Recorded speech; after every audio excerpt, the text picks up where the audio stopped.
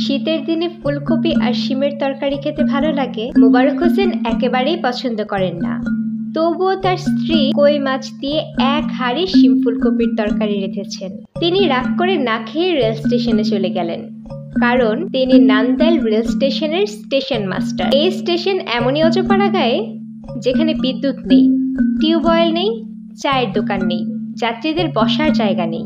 এই দরিদ্র স্টেশনে একটি ঘর, সেটাতে কোনো জানালা নেই। টিকিট দেওয়ার জন্য যে ফাঁকাটা আছে তাকে জানালা বলার কোনো কারণই নেই। মোবারক হোসেন যখন এই ঘরে বসে টিকিট দেন, তখন তার মনে হয় তিনি কবরে বসে আছেন, মানকির্নিকের তার সওয়াল জবাব করছেন। এই ঘরে ঘুমের জন্য প্রয়োজনীয় ব্যবস্থা আছে। জয়নাল সাহেব ঘুমুতে গেলেন, তখন তার চোখে কড়া সবুজ আলো এসে পড়ল। তখনই দরজার পাশ থেকে কিচকিচ ধরনের শব্দ শোনা গেল। কিছু একটা দরজায় দাঁড়িয়ে আছে। ভূতপ্রেত নয় তো? না, ভূত নয়, একজন মেয়ে। কারণ ভূতের হাতে টর্চ লাইট, পায়ে বুট জুতা, চোখে সানগ্লাস আর মাথায় হ্যাট থাকবে না। আমার নাম এলা। মেয়েটা কথা বলছে, কিন্তু তার ঠোঁট নড়ছে না। মোবারক হোসেন ভয় পাচ্ছেন। আমার কথা বুঝতে পারছেন?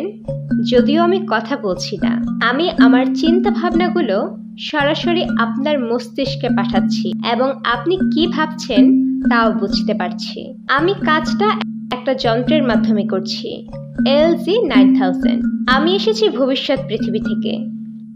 আজ কত তারিখ? মাঘ মাসের 12 তারিখ। ইংরেজিটা বলুন। জানুয়ারি 3, 1997। আমি এসেছি 3001 সাল থেকে। আসার জন্য ধন্যবাদ। জয়নাল সাহেবের মনে হচ্ছে মনোয়ারার সাথে রাগ করে বের হওয়াটাই ভুল হয়েছে। মনোয়ারাকে? আপনি বারবার মনোয়ারাকে ভাবছেন। আমার স্ত্রী। কি আশ্চর্য, আপনার স্ত্রী আছে? তার উপর কি কোনো কারণে আপনি বিরক্ত? হ্যাঁ, রাগ করেই একাই স্টেশনে বসে আছি। Interesting point. LG9000 এই পয়েন্ট নোট করছেন। বিজ্ঞান কাউন্সিলে আমরা কথা বলে দেখব। র্যান্ডম স্যাম্পলের জন্য আপনি সদস্য হচ্ছেন। আপনাদের প্রায় ঝগড়া হয়? হ্যাঁ। কেন হয়? কারণ সে আমার বিপরীত। আমি উত্তর বললে সে বলবে দক্ষিণ। ম্যাডাম, এখন কি আপনি চলে যাবেন? ম্যাডাম, খাতির যত্ন তেমন করতে পারলাম না, কিছু মনে করবেন না। আপনার ভদ্রতায় আমি মুগ্ধ। আপনার জন্য একটা সুসংবাদ আছে। ভবিষ্যৎ পৃথিবী, যেখান থেকে আমি এসেছি, সেখানে কোনো ছেলে নেই, শুধুই মেয়ে। ভবিষ্যৎ পৃথিবীতে পুরুষ নেই, শুধুই নারী। এখানে সুসংবাদটা কোথায়? মোবারক হোসেন ধরতে পারলেন না। ভবিষ্যৎ পৃথিবীতে শুধুই পুরুষ, নারী নেই, এটা শুনলে একটা কথা ছিল। আবারও সবুজ আলো চোখ ধাঁধিয়ে দিল।